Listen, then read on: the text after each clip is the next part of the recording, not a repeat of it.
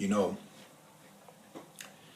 being the intellectual juggernaut, I thought I would take the time in this video to expand upon some of the issues that I didn't get a chance to go into great detail in my first groundbreaking masterpiece, A Few Words from the Intellectual Juggernaut.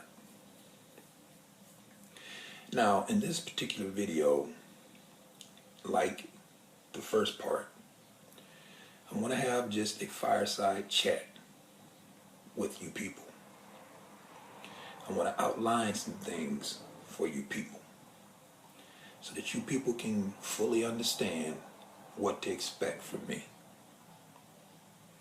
Before I even jump into the purpose of this video, allow me to say this. You know, when I realized that I was not going to make it as a professional football player, I picked up the mantle to be an intellectual. But I still love football. I love watching it. I enjoy reading about it, studying about it. It's something, pastime that I enjoy. And one of the things that I can remember from playing football, and those of you who played, you may remember this as well. Normally, the Monday or the Tuesday after a game, those days were devoted to film study. Film study of the previous game and studying of film for your next opponent. You studied film as a team, and then you broke up into positions and you did further film study. And I don't believe that there is an athlete on any level who will not tell you that as important as it is to eat right, work out, get your proper rest, equally important as all of those is film study. Because you can be in the best of shape, you can be properly rested, but if you don't know your opponent's tendencies, they can catch you off guard. And this is why you study film. Because it is through the studying of film you learn formations, and you look and you understand that when the team is in one particular formation, this is what they normally run. This is why teams work so hard at disguising, running positions and running plays out of fake formations. This is why they do it, because they know that other teams have studied them. And when you understand an opponent's tendencies, what plays they'll run, out of what formations, what snap count, who gets the ball, once you understand that, then you're properly prepared to combat that opponent. And what am I saying? I say all that to say this. As I have been telling you Negroes for a long time, I study y'all. I look at film. I'm not only one who believes in understanding the tendencies, I watch you people. And by studying film of you Negroes, I know exactly what plays you will run in any given situation. It's nothing new.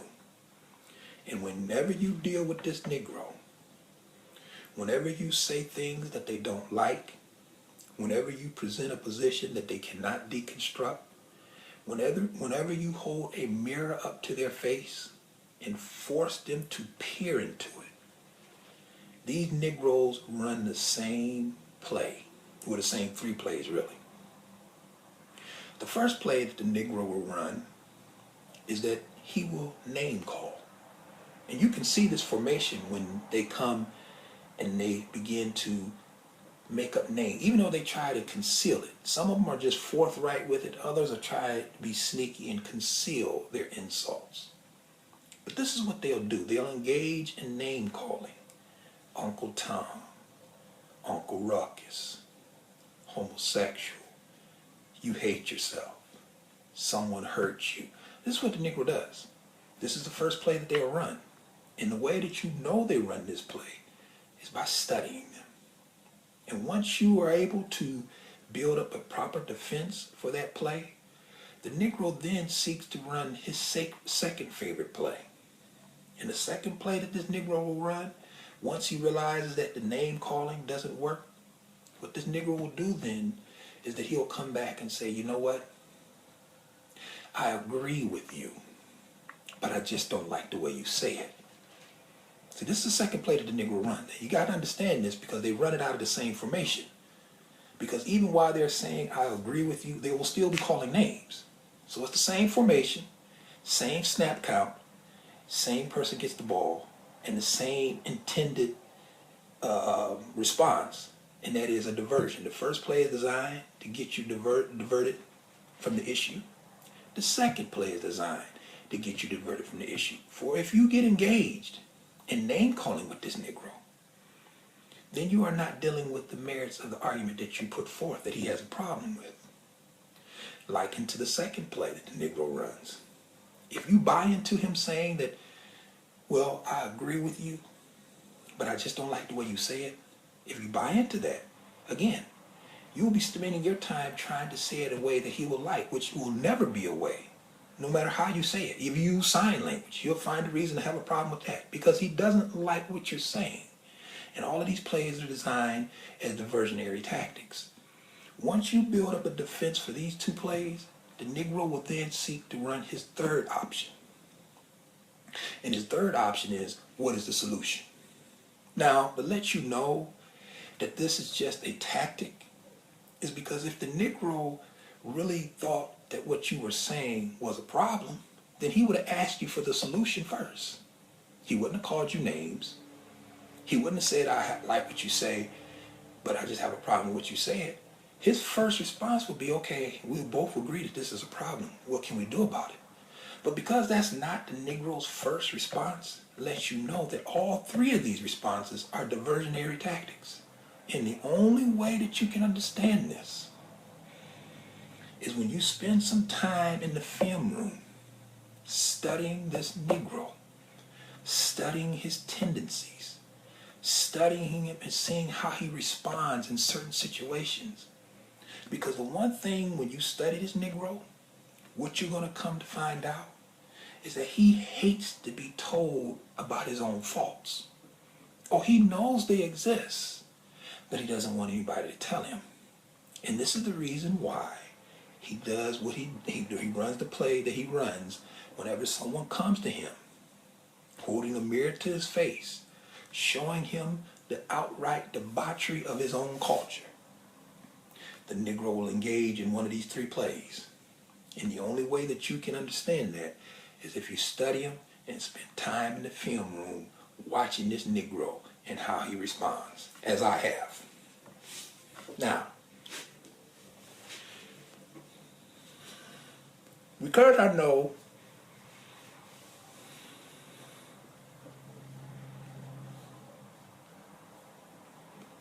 this is a good cigar.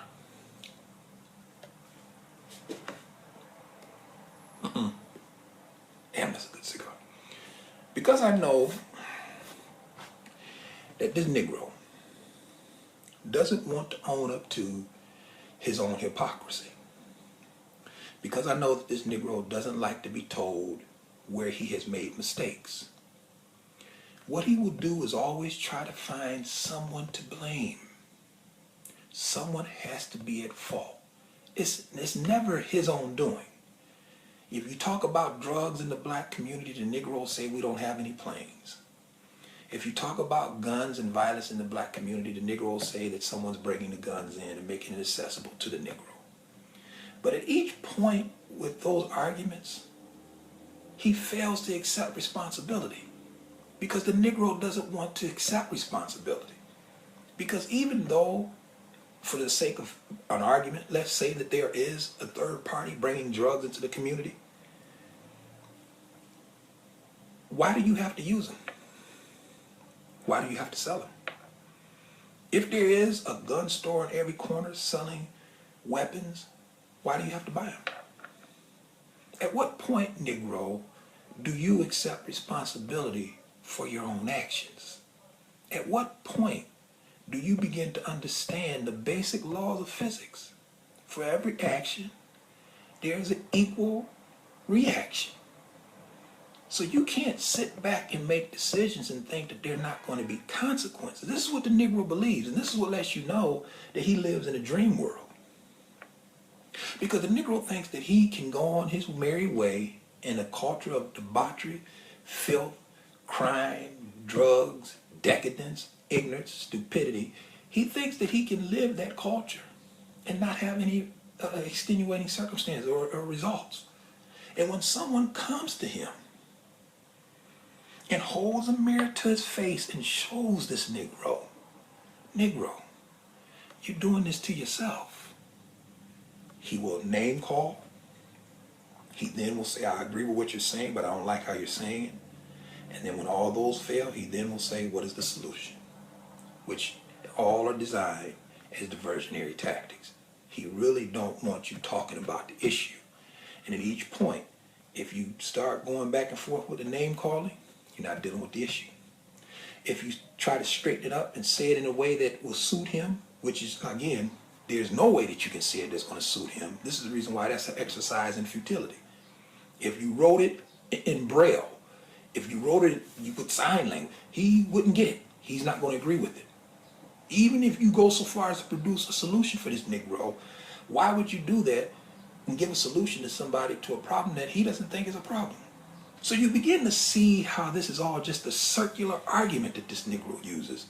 The bottom line with this segment of the Negro community is that they don't want anybody telling them that they fucked up.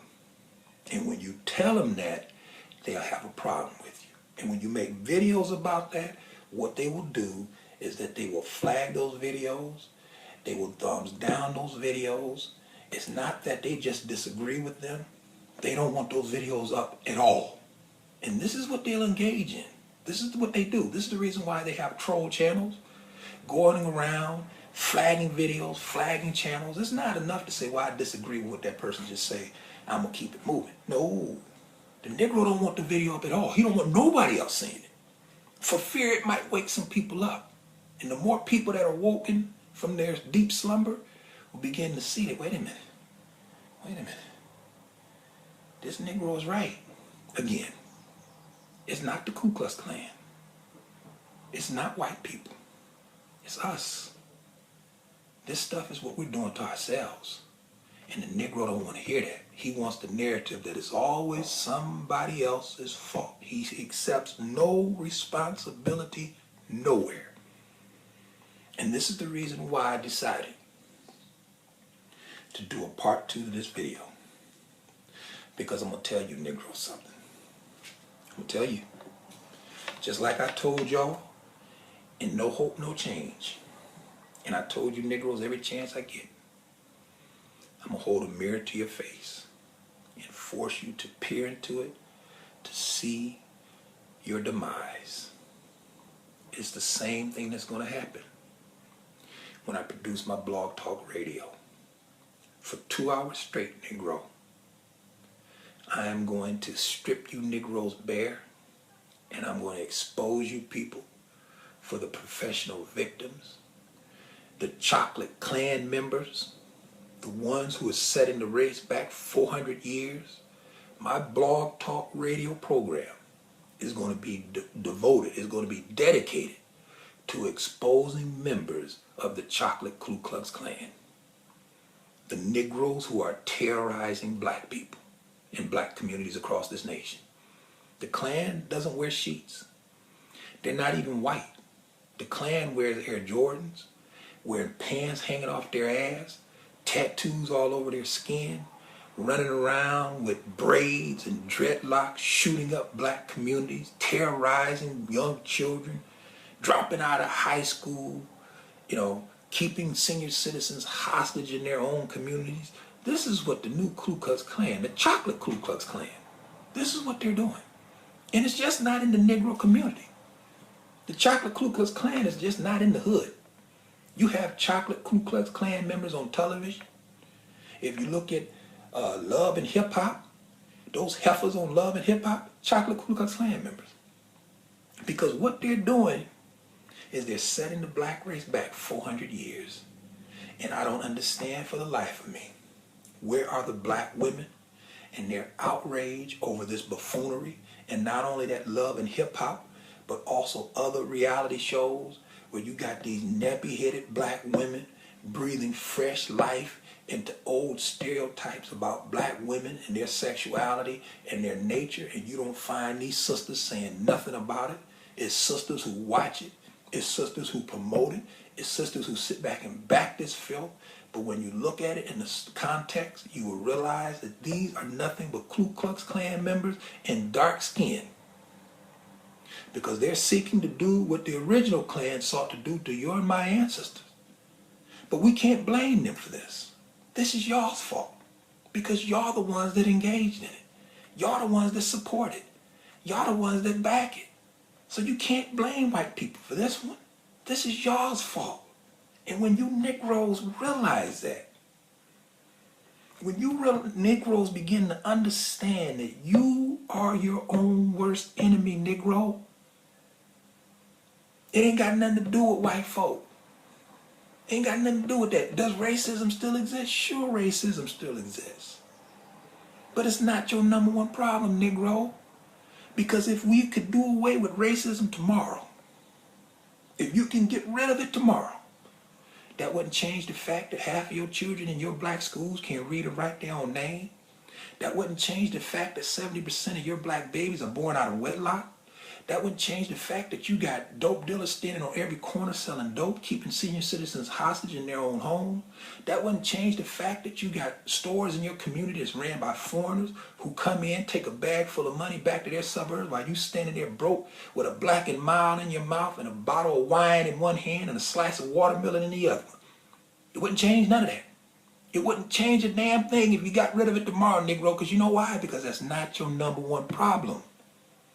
And the sooner you people realize this, the sooner you people get off that toilet of victimization, where you feel like it's somebody else's fault for the degradation and the filth in your own community, when you realize that it's your fault, Negro, this ain't no white person's fault.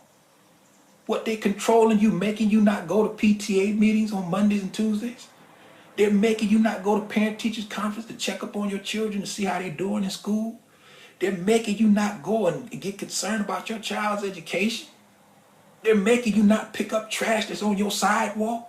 They're making you terrorize your own community. How are they doing this, Negro? How are you blaming white folk for this? How you can blame white folk for the fact that you sit back and support a jackleg, low-down, good-for-nothing Negro who claims that God has called him to preach? And he stands in a pulpit hooping and hollering, the Lord, he told me. And you Negroes support this stuff. You support this garbage. Where's white people's fault in this, Negro? You Negroes don't want to accept responsibility for your own actions. And this is what makes you backwards. This is what makes you hypocritical. This is what makes people look at you and laugh, because you refuse to step up to the plate and look in the mirror and say, you know what? It's my fault. I got to do better. No, you Negroes don't want to do that. What you want to do is you want to kill the messengers, the individuals who create videos highlighting stuff. You want to attack them. You want to shut their channels down. You want their videos removed. You don't want to deal with this issue, Negro, because if you did, you would have this content on your channel. If the conditions of black people were so important to a lot of you Negroes who are leaving messages on my videos, you should have at least one video devoted to the subject matter on your channel. But when I come to your channel to look at your content, it's hip-hop videos, R&B music, PlayStation games. This is the kind of stuff that's on your channel. But then you think that I should engage you when you come and try to critique my content? And you don't understand why I don't even pay you Negroes no attention? Negro, upload some stuff dealing with the same subject matter, and then we can go back and forth. But don't come to my content seeking to try to critique my content, and you don't have no content on your channel. You got video games, you got hip hop music, you got R&B music. This is what you got on your channel. But yet you're so concerned. You want solutions. Give me solutions. I'm studying psychology. Negro, I'll tell you what you are. You're one of the same old Negroes in the community who are seeking to try to find somebody else to blame for your social misery. And I'm not going to let you Negroes slide. You Negroes can sit back now. You're going to get the softer version in these videos. For those of you who wonder some of my videos when I privatized them. If you want to see them, many of you who follow me on Twitter or we're connected here on YouTube, you send me a link, I'll send you the link to the video. You can watch it all day, all night. It won't make no difference. They're still there. I haven't taken them down. I just privatized them. So anybody who wants to see them, you contact me and I'll shoot them right to you. But you won't get the soft version here, Negro. But I'm telling you, in a few weeks, I'm going to broadcast the kickoff of my Blog Talk Radio. And for 2 hours straight, I am going to give you Negroes what I promised that I would give you, and no hope, no change. I'm going to nail you Negroes every chance I get and expose to you that you are the reason the black race is going backwards. It's not white folks. Can't blame them for this. You can say whatever you want to say. This is not their fault. You can't look at the black community and say, you know what? This is white people's fault. Why even your own Messy Jackson, even Messy Jackson said it. If he's leaving his mistress' house at 4 o'clock in the morning and he's walking down the street, he would feel more comfortable if it was a group of white guys walking behind him other than a group of y'all. This is what Jesse Jackson said. So he understands the violence in your own community and who's to blame for it as well. Yeah. When was the last time a white person shot up a black neighborhood, Negro? When was the last time a white person did a drive-by shooting in a black neighborhood, Negro? When was the last time a little child was struck by a stray bullet from a white person shooting at some shine, jumping over a fence because he wanted his Air Jordan tennis shoes? When was the last time that happened? When was the last time it happened with a black person? When was the last time you heard about a black person shooting up a black neighborhood? When was the last time you heard about a child being shot by a stray bullet from a black guy shooting the gun? When you heard that? How do you blame white people for this? You can't. It's your fault, Negro. And I'm here to tell you that every chance I get, I'm going to hold that mirror to your face and I'm going to force you to look at it. As painful as it is, Negro. I know it's painful. I know it is. Just as painful as the fact that I put up these great classic masterpieces. Literary blogs that are beyond, I don't even think you can call them perfect. I think they're beyond perfect. My great videos produced by the intellectual juggernaut, ironclad arguments. Nobody can deconstruct. Even God himself sits back and scratches his head. Well, boy, I don't even understand how you do it, but I can't even figure that out. This is what happens. And every chance I get, Negro, come Blog Talk Radio. A few weeks. Stay tuned. And like I said, those of you who follow me on Twitter, you'll get it first because I'm going to send it out in a few days. The first show, the time, and the call-in number. And for 2 hours straight, I am going to give you Negroes. Uncut, unedited. I'm going to take you Negroes behind the woodshed. And there's absolutely nothing that you can do about it. You can't flag it. You can't thumbs it down. There ain't nothing you Negroes can do about it but learn to love it. And that's just the way it is. Because, you know,